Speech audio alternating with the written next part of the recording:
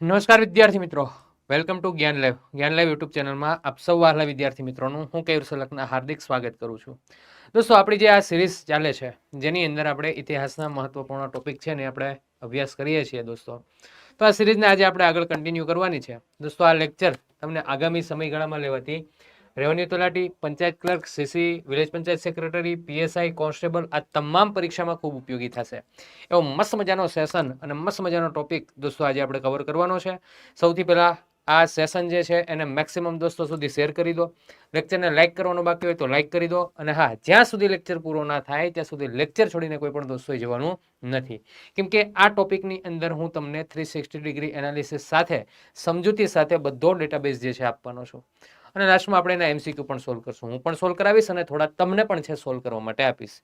Okay, તો લેક્ચરમાં છેલ્લે સુધી જોડાયેલા રહેજો. વચ્ચેથી લેક્ચર જોતા નહીં, વચ્ચેથી સ્કીપ ના કરતા, પહેલેથી લઈને છેલ્લે સુધી આખો લેક્ચર તમારે દોસ્તો જોવાનો છે. ક્લિયર? ચાલો શરૂઆત કરીએ વિદ્યાર્થી મિત્રો. આપણો જે મુદ્દો છે એ મુદ્દાની અંદર ખાસ ટોપિક આજનો આપણો એ છે કે સ્વતંત્રતા માટેની લડાઈનો એક મહત્વપૂર્ણ પડાવ એટલે કે દાંડી યાત્રા, એની આપણે સંપૂર્ણ માહિતી દોસ્તો લેવાની છે. દાંડી યાત્રાની શરૂઆત કરું દોસ્તો એ પહેલા ખાસ આપ સૌ વિદ્યાર્થી મિત્રોને એક મહત્વપૂર્ણ માહિતી આપી દઉં કે મહાત્મા ગાંધી એમણે સ્વતંત્રતા ચળવળની અંદર ટોટલ દેશવ્યાપી 3 આંદોલનો કરેલા. એમાંથી એક આંદોલન છે અસહકારનું આંદોલન, 1920માં શરૂ કર્યું હતું. બીજું સવિનય કાનૂન ભંગ 1930માં શરૂ કરેલું હતું, અને ત્રીજું છે હિન્દ છોડો, બરાબર, ક્વિટ ઇન્ડિયા મુવમેન્ટ આપણે જેને કહીએ છીએ, 1942ના વર્ષની અંદર શરૂ કરેલું હતું. આ 3 રાષ્ટ્રવ્યાપી આંદોલનો ગાંધીજીના છે. એમાંથી બીજું રાષ્ટ્રવ્યાપી આંદોલન એટલે દોસ્તો સવિનય કાનૂન ભંગ, અને આ સવિનય કાનૂન ભંગના ભાગરૂપે દોસ્તો જે લડત શરૂ કરવામાં આવતી હોય છે એ લડત, એ યાત્રા, જેને આપણે દાંડી યાત્રા, દાંડી કૂચ અથવા તો દાંડી માર્ચ તરીકે આપણે દોસ્તો એને ઓળખીએ છીએ. ઘણા બધા હિન્દી પુસ્તકોની અંદર દાંડી માર્ચ લખેલું છે. શું કામ? તો કે માર્ચ મહિનાની અંદર આ યાત્રા શરૂ કરવામાં આવેલી હતી એટલા માટે. તો તમને એવો આઈડિયા આવે કે ભાઈ દાંડી યાત્રા છે તો શા માટે કરવામાં આવી હતી, એની પાછળનું રીઝન શું છે, અને સ્થળ શા માટે આ સિલેક્ટ કરવામાં આવ્યું, તે બધા પાસાઓની ચર્ચા કરું. દોસ્તો, એ સમયગાળા દરમિયાન વાઇસરોયના પદ ઉપર હતો ઇરવિન. સમજો, વાઇસરોય એ સમયગાળામાં કોણ હતો? તો વાઇસરોયનું નામ હતું ઇરવિન.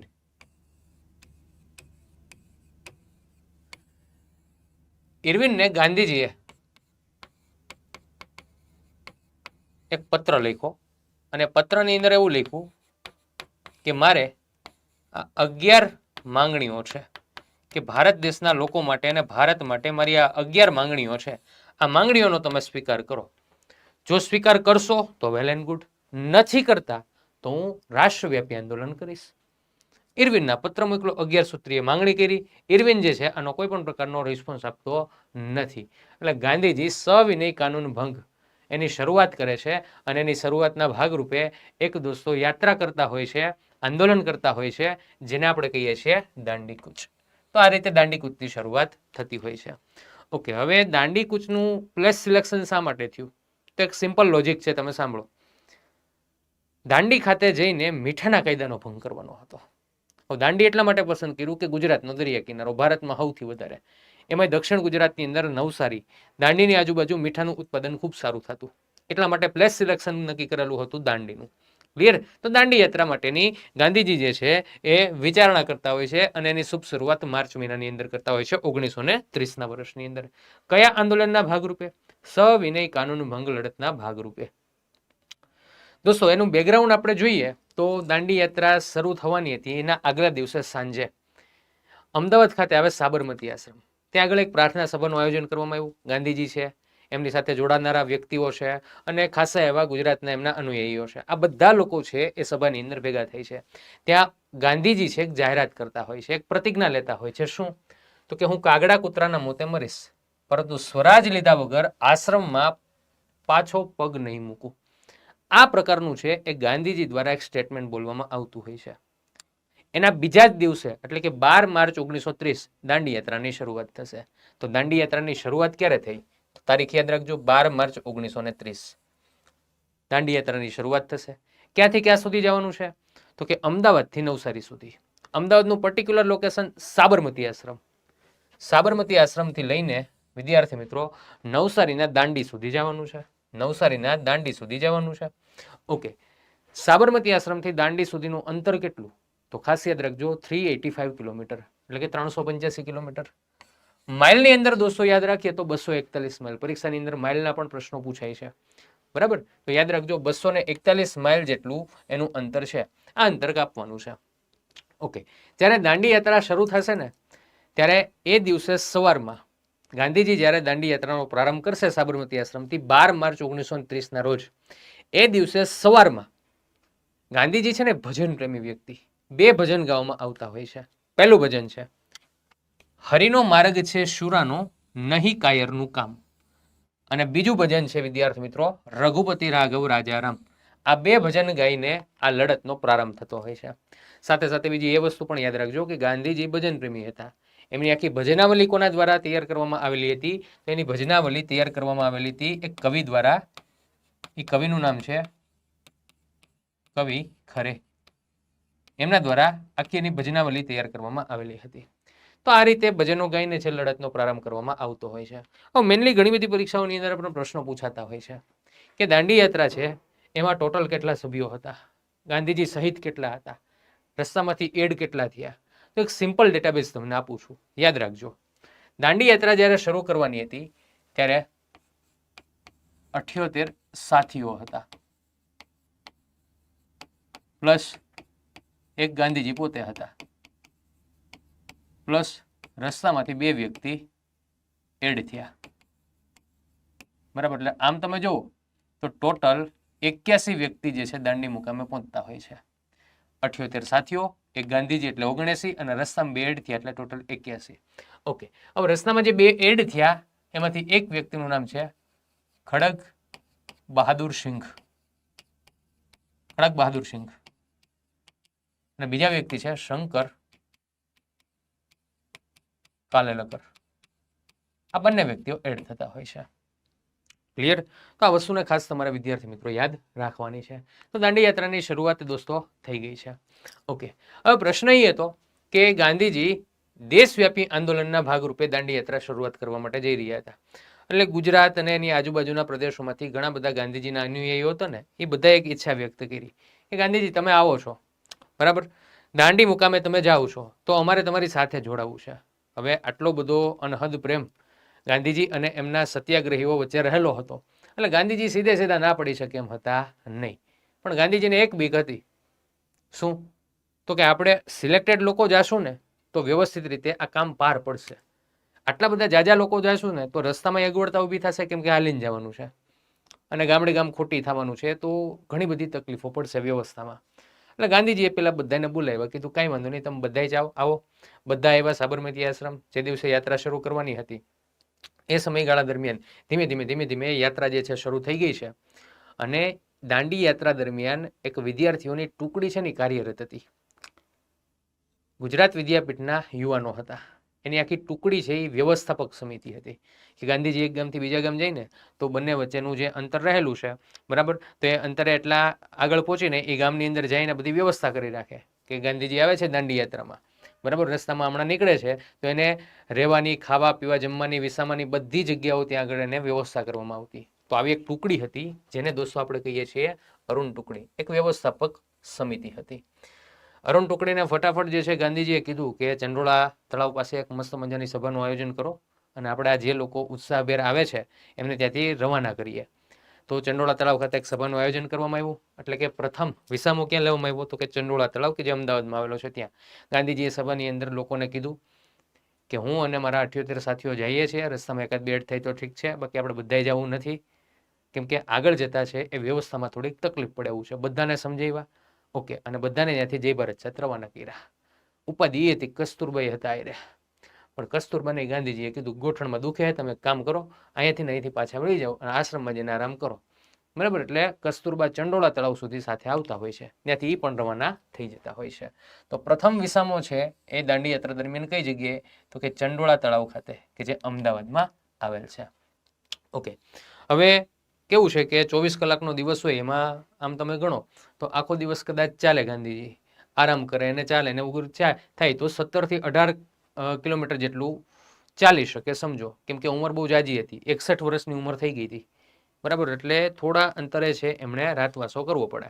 ઓકે, તો સૌ પ્રથમ વખત રાત્રિ રોકાણ ક્યાં કરવામાં આવેલું હતું? તો યાદ રાખજો, પ્રથમ રાત્રિ રોકાણ કરવામાં આવેલું હતું દોસ્તો અસલાલી નામનું ગામ છે, ત્યાં આગળ રાત્રિ રોકાણ કરવામાં આવેલું હતું. હવે ગાંધીજી જે ગામમાંથી જાય, ગામમાં સભાનું આયોજન થાય, બરાબર. ગામના લોકોને ગાંધીજી છે અંગ્રેજોની વિરુદ્ધ જે કંઈ પણ પ્રક્રિયાઓ થવાની છે, જે કંઈ પણ કાર્યરીતિઓ થાય છે, એનું માર્ગદર્શન આપતા હોય છે.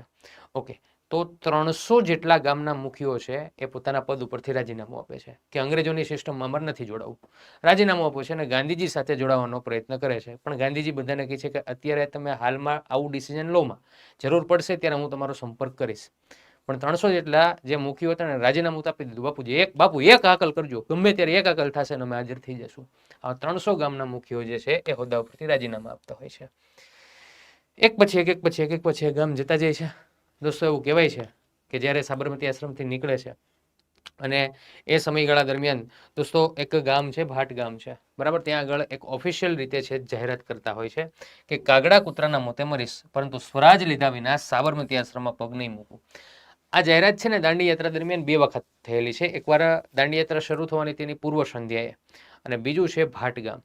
ત્યાંથી ઓફિશિયલ જાહેરાત થતી હોય છે, કેમ કે ભાટ ગામે છે એ સરસ મજાની સભાનું આયોજન થયું, ગામને આખાને નોતરું આપ્યું, ગાંધીજીએ સભાની અંદર સંબોધન કર્યું, ભજીયા પાર્ટી રાખી, બરાબર. અને ભજન ચાલતા હતા. ભજનમાં ગાંધીજીને એટલી મોજ આવી ગઈ ને ઓફિશિયલ રીતે ડિક્લેરેશન કર્યું કે હું કાગડા કૂતરાના મોતે મરીશ પરંતુ સ્વરાજ લીધા વગર સાબરમતી આશ્રમમાં પગ નહીં મૂકું. આ પ્રકારનું જે છે ઓફિશિયલ પોતે જાહેરાત કરતા હોય છે. તો આ રીતે દાંડી યાત્રા ધીમે ધીમે દોસ્તો શરૂ થતી હોય છે.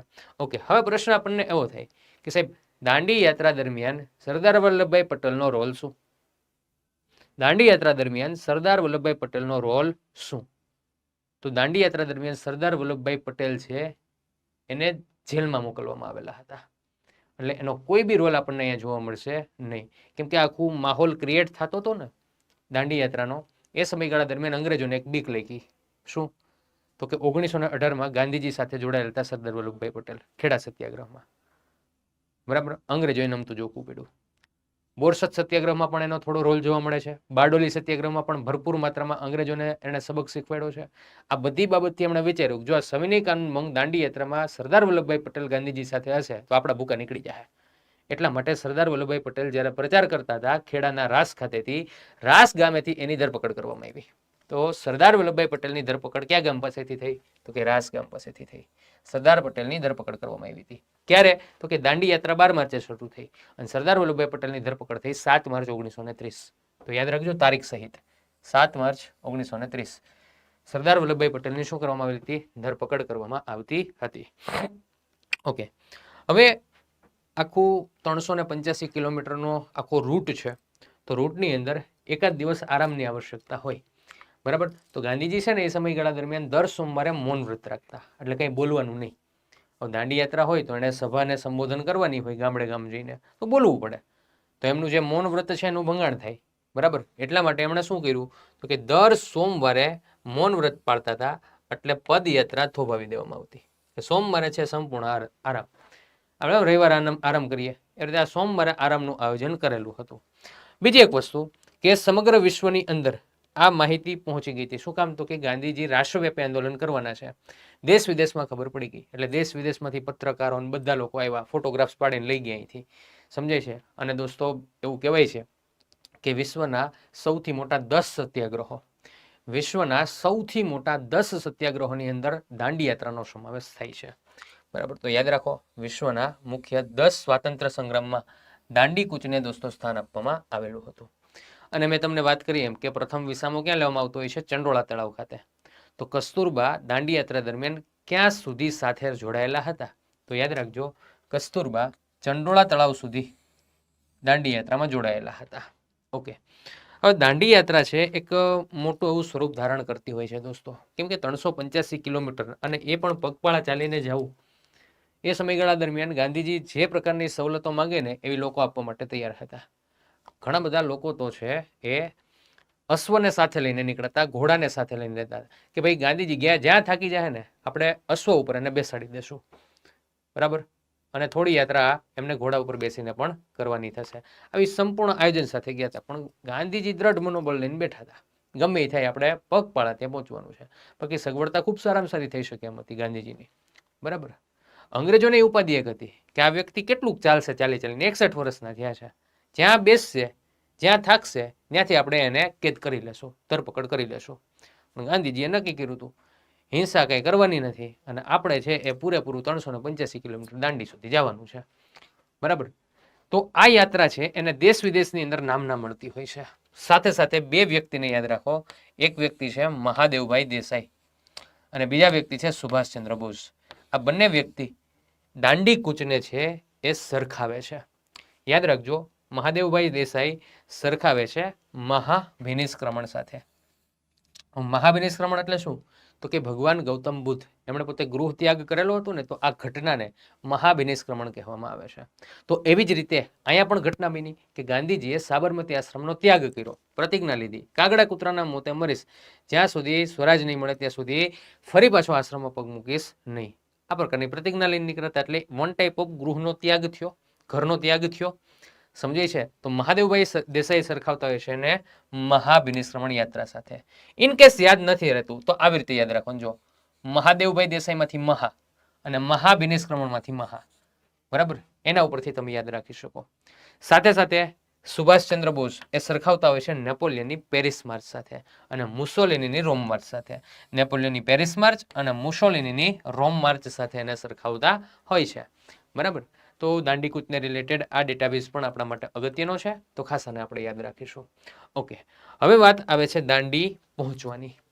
12 માર્ચ 1930ના રોજ નીકળી ગયા છે.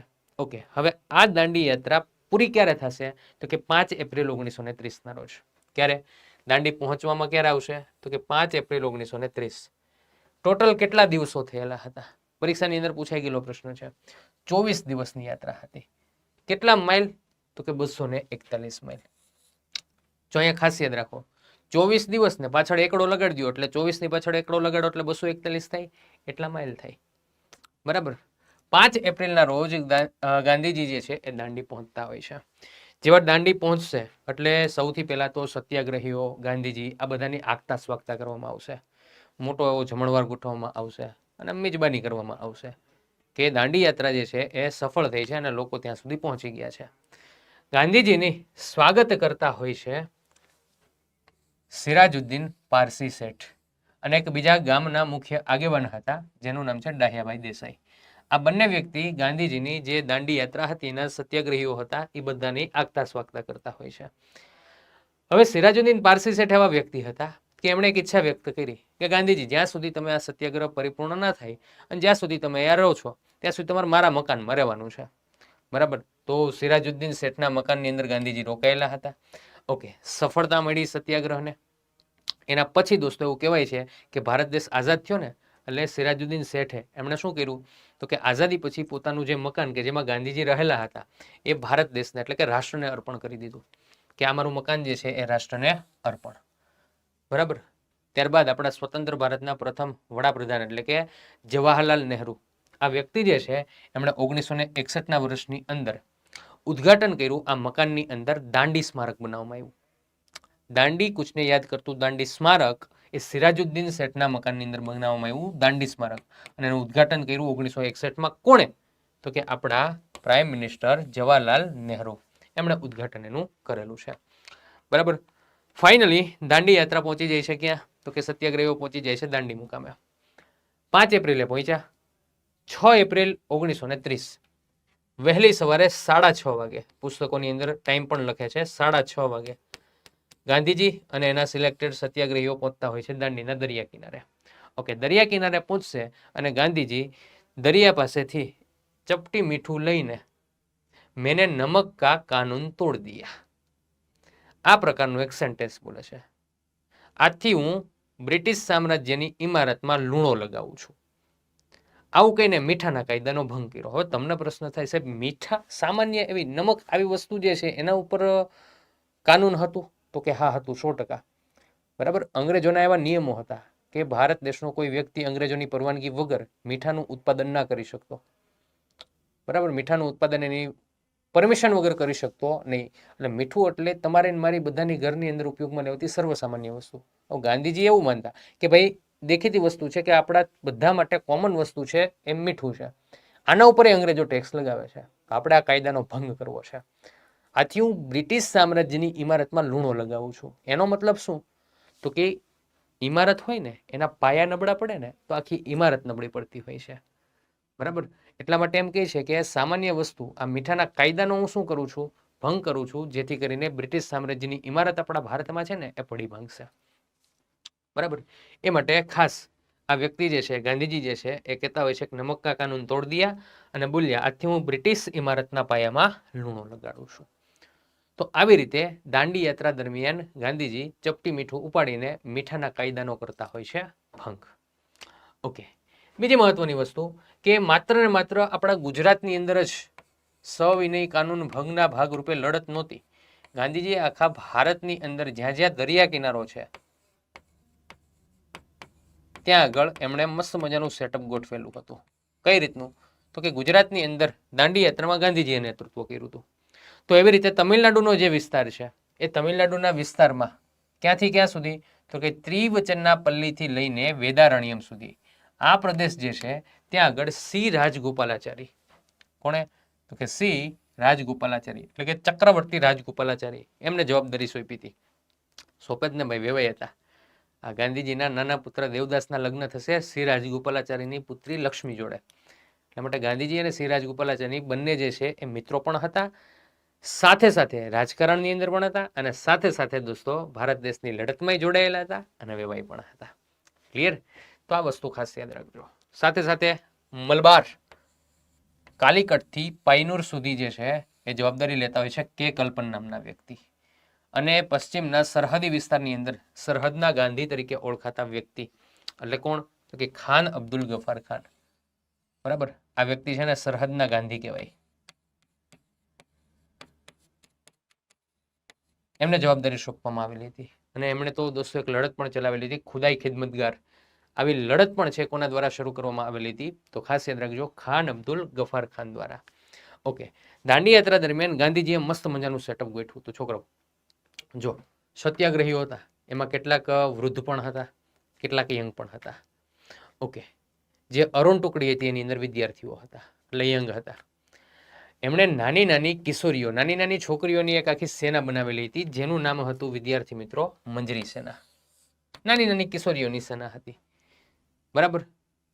જરૂરિયાત મુજબ, અનુકૂળતા મુજબ જે કંઈ પણ સંદેશાની આપલે કરવાની હોય ને એમના દ્વારા કરવામાં આવતી હતી.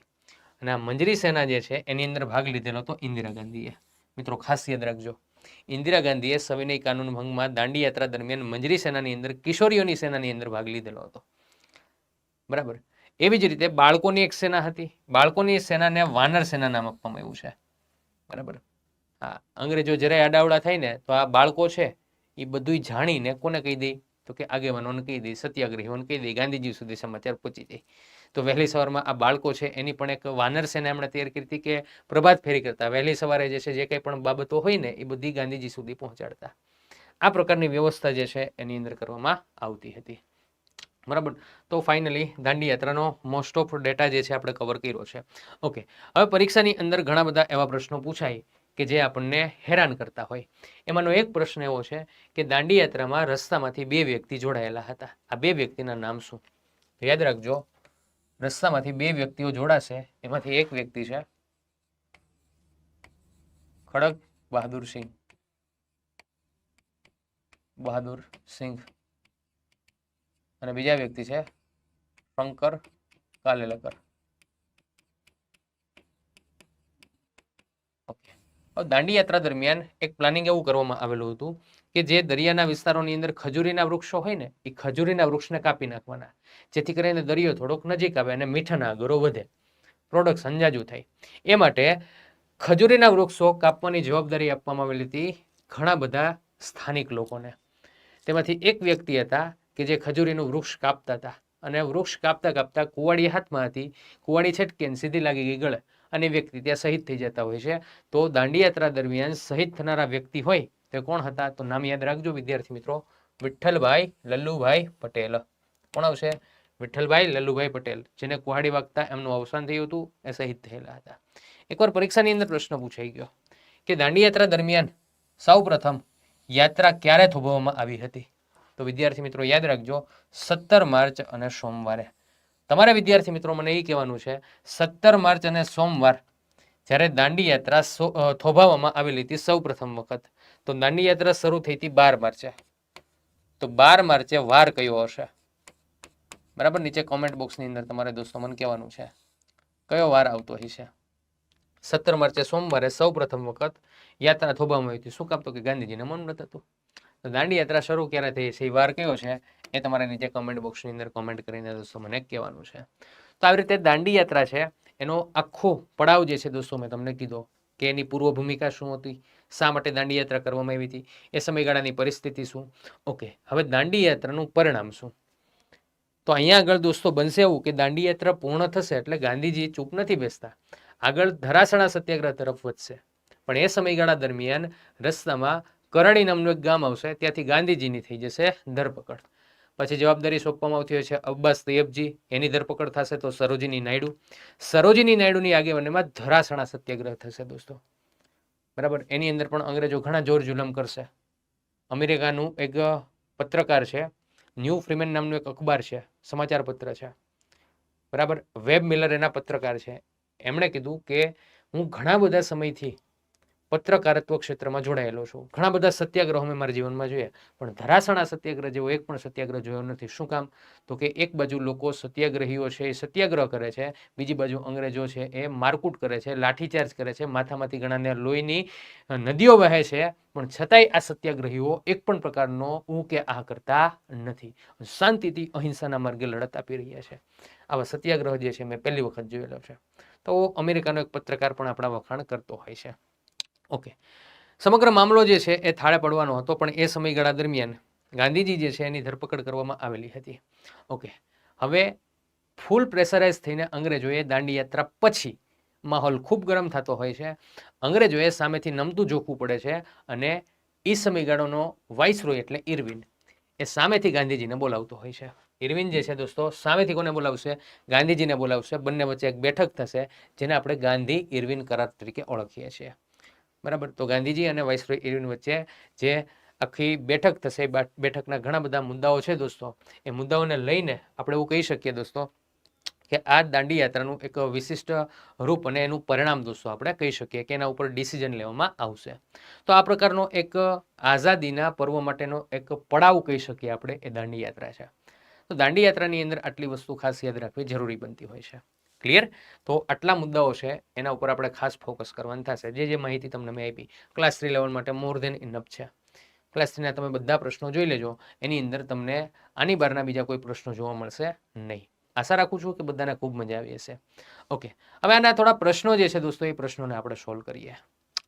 સૌથી પહેલા કે દાંડી કૂચ કયા મોટા આંદોલનનો એક ભાગ હતો? ઓપ્શન એ અસહકાર ચળવળ, ઓપ્શન બી ભારત છોડો ચળવળ, ઓપ્શન સી સવિનય કાનૂન ભંગ, કે પછી ઓપ્શન ડી સ્વદેશી ચળવળ. તો વિદ્યાર્થી મિત્રો આનો ફાઇનલી આન્સર શું બની જશે? તો યાદ રાખો, સવિનય કાનૂન ભંગ. આપ સૌ સારી રીતે જાણો છો દોસ્તો, મેં તમને માહિતી આપી કે ગાંધીજીના રાષ્ટ્રવ્યાપી અથવા તો દેશવ્યાપી આંદોલનો કોના? તો કે ગાંધીજીના. કેટલા છે? તો કે 3 છે. કયા કયા? તો એક છે અસહકાર આંદોલન,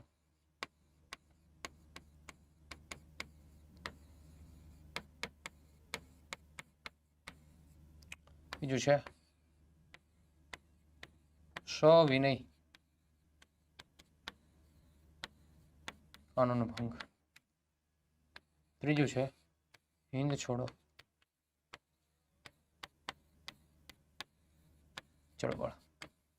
બરાબર, યાદ રાખો અહીંયા અસહકાર આંદોલન શરૂ થતું હોય છે 1920માં, સવિનય કાનૂન ભંગ 1930માં, અને હિન્દ છોડો ચળવળ 1942માં. આજે સવિનય કાનૂન ભંગ 1930માં શરૂ થશે, એને રિગાર્ડિંગ જ દોસ્તો એવું કહી શકાય કે આંદોલન શરૂ થતું હોય છે. કયું? તો કે દાંડી યાત્રા અથવા તો દાંડી કૂચ, એની શરૂઆત થતી હોય છે. ક્યારે? તો કે 12 માર્ચ 1930. ક્લિયર? તો અહીંયા આન્સર તમારો આવશે ઓપ્શન સી, સવિનય કાનૂન ભંગ. એ તમારો ફાઇનલી રાઈટ આન્સર બની જશે. આગળ વધીએ. દાંડી કૂચનું નેતૃત્વ કોણે કર્યું હતું? તો નેતૃત્વ કરનારા વ્યક્તિ કોણ હતા? તો ભાઈ આમાં તો કંઈ વિચારવાનું જ ના હોય, બધા વિદ્યાર્થી મિત્રોને આવડે કે દાંડી કૂચનું નેતૃત્વ જવાહરલાલ નહેરુ તો કે નહીં, મહાત્મા ગાંધીજી તો કે યસ, સુભાષચંદ્ર બોઝ નહીં, સરદાર વલ્લભભાઈ પટેલ તો કે નહીં. બરાબર? હા, ખાસ યાદ રાખો એ સમયગાળા દરમિયાન સરદાર વલ્લભભાઈ પટેલનો રોલ શું? તો કે સરદાર વલ્લભભાઈ પટેલ જેલમાં હતા. સરદાર વલ્લભભાઈ પટેલને 7 માર્ચ 1930 રાસ ગામેથી સરદાર વલ્લભભાઈ પટેલ ની ધરપકડ કરી લેવામાં આવેલી હતી. એટલે એનો રોલ આપણને આની અંદર જોવા મળશે નહીં. બરાબર? અને આ મુખ્ય આગેવાન કોણ હતા? તો ગાંધીજી. એટલે ઓપ્શન બી તમારો અહીંયા ફાઇનલી રાઈટ આન્સર બની જશે. ઓપ્શન બી વાળા બધા દોસ્તો સાચા છે. આગળ વધીએ. મહાત્મા ગાંધીએ કયા આશ્રમથી તેમની પ્રખ્યાત મીઠાની યાત્રા શરૂ કરી હતી? સેવાગ્રામ આશ્રમ, ફિનિક્સ આશ્રમ, સાબરમતી આશ્રમ કે વર્ધા આશ્રમ? ચાલો, એમણે ક્યાંથી પોતાના આ આંદોલનની શરૂઆત કરેલી હતી, યાત્રાની શરૂઆત કરેલી હતી? બરાબર? તો એની અંદર તમારો આન્સર બની જશે વિદ્યાર્થી મિત્રો સાબરમતી આશ્રમ. ક્યાંથી શરૂઆત કરી હતી? સાબરમતી આશ્રમ. જો બેઝિક વસ્તુ ફરી પાછો તમને યાદ કરાવી દો. બરાબર? દાંડી યાત્રા ક્યારે થતી હોય છે? તો કે શરૂ થશે 12 માર્ચ 1930. બે સ્થળ ક્યાં ક્યાં છે? તો અમદાવાદથી લઈને નવસારી સુધી. અમદાવાદની અંદર આવશે દોસ્તો સાબરમતી આશ્રમ.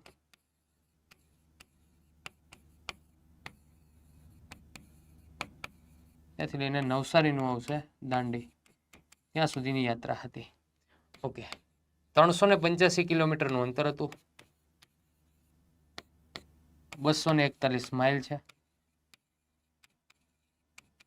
કેટલા દિવસની યાત્રા છે? તો કે 24 દિવસની યાત્રા છે. ઓકે, ગાંધીજી પહોંચશે ક્યારે? તો કે દાંડી મુકામે પહોંચશે ક્યારે? 5 એપ્રિલ 1930. મીઠાના કાયદાનો ભંગ ક્યારે થશે? શેના કાયદાનો ભંગ?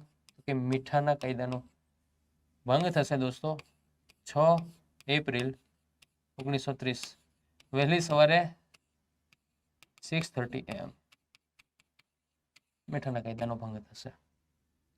બરાબર? આખો ઓવરવ્યુ તમને આપી દીધો, ક્યારે શરૂ થઈ હતી, ક્યારે પૂર્ણ થઈ અને પરિણામ શું આવ્યું.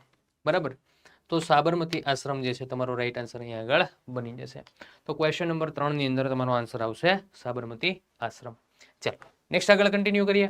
તો દાંડી કૂચ ક્યારે શરૂ થઈ? દાંડી કૂચ શરૂ ક્યારે થઈ? બરાબર? દાંડી કૂચ જે છે એ શરૂ ક્યારે થઈ?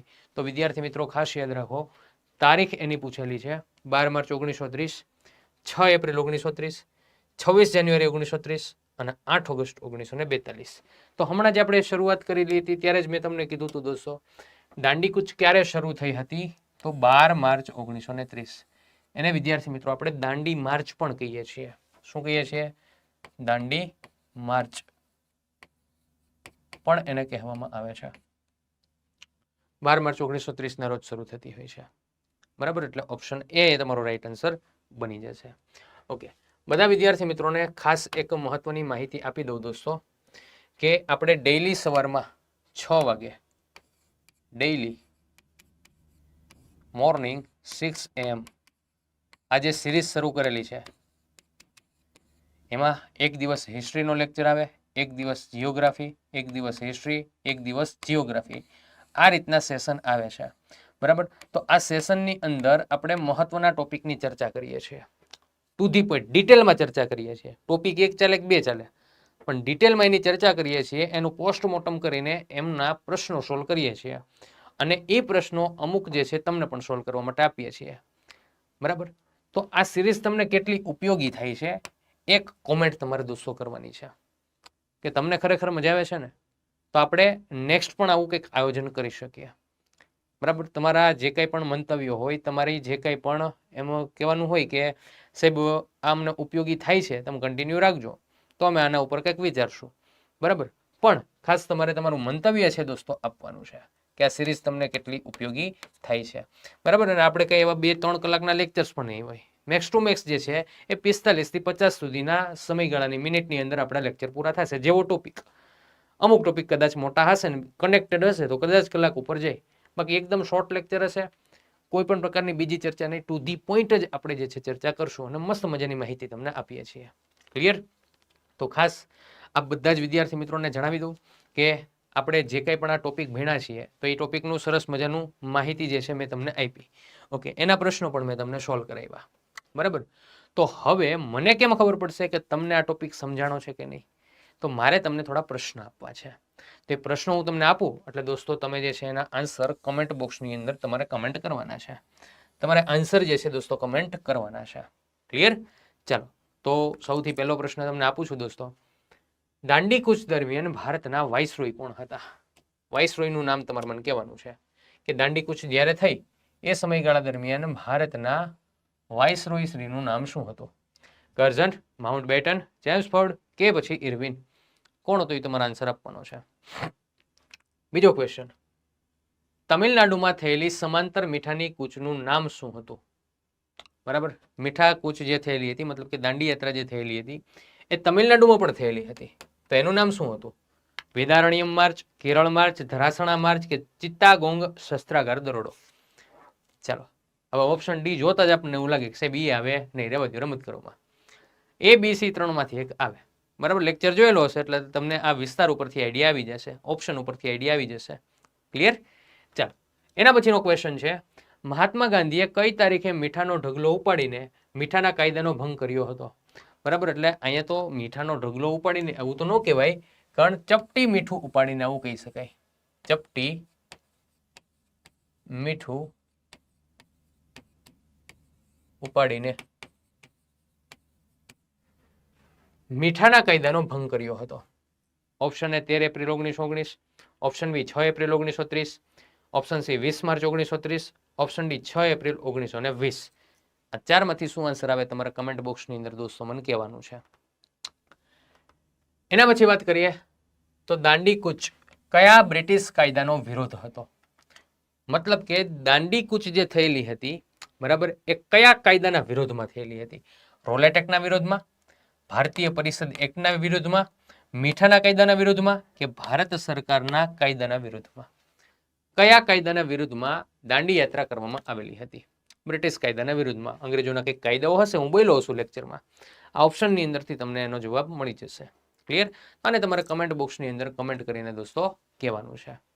ઓકે, તો દાંડી યાત્રાનો આખો ટોપિક આપણે અહીં કવર કરીએ છીએ. પૂર્ણ થઈ ગયો. ટોપિક સમજાવી દીધો, એના એમસીક્યુ મેં સોલ્વ કરાવી દીધા, અને બાકીના જે એમસીક્યુ તમને આપવાના હતા એ હોમવર્કની અંદર આપું છું. એનો આન્સર તમારે કેમ આપવાનો તમને બધાને ખબર જ છે. બરાબર, એક જ કોમેન્ટની અંદર આપી દેવાનું કે સાહેબ પહેલાની અંદર એ આવે છે, બીજાની અંદર સપોઝ કે બી આવે છે, ત્રીજાની અંદર સી આવે છે, અને ચોથાની અંદર ડી આવે છે. બરાબર, આ એક જ કોમેન્ટની અંદર તમારા આન્સર આનો આપી દેવાનો છે. ઓકે, ચાલો, ત્યારે આજનો આ લેક્ચર આશા રાખું છું તમને સમજાઈ ગયો હશે બહુ સરસ મજાની રીતે. તમારા મિત્રોને પણ શેર કરજો. હજી બીજી વાર જોવા જેવું લાગે તો જોઈ લેજો. 2.0ની સ્પીડ રાખશો એટલે ઓછા સમયની અંદર જોવાઈ જશે. બરાબર, તો ટોપિકને વ્યવસ્થિત રીતે નોટ ડાઉન કરજો. કંઈ તમે લખતા જતા હોય તો લખજો. ઇમ્પોર્ટન્ટ માહિતી છે, પરીક્ષાલક્ષી માહિતી છે. આશા રાખું છું બધાને સમજાઈ ગયું હશે. ઓકે, તો થેન્ક યુ વેરી મચ. છેલ્લે સુધી લેક્ચરમાં જોડાયેલા રહ્યા. ટુ બી કન્ટિન્યુ, મતલબ કે હજી આપણો લેક્ચર જે છે આગળ આવશે, તો લેક્ચરની અંદર ખાસ બધા જ વિદ્યાર્થી મિત્રો જોડાયેલા રહેજો. ક્લિયર? તો રજા લઉં છું દોસ્તો. ફરી પાછા આપણે નેક્સ્ટ લેક્ચરમાં મળીશું. ત્યાં સુધી બધાને જય હિન્દ, જય Bharat. Thank you very much.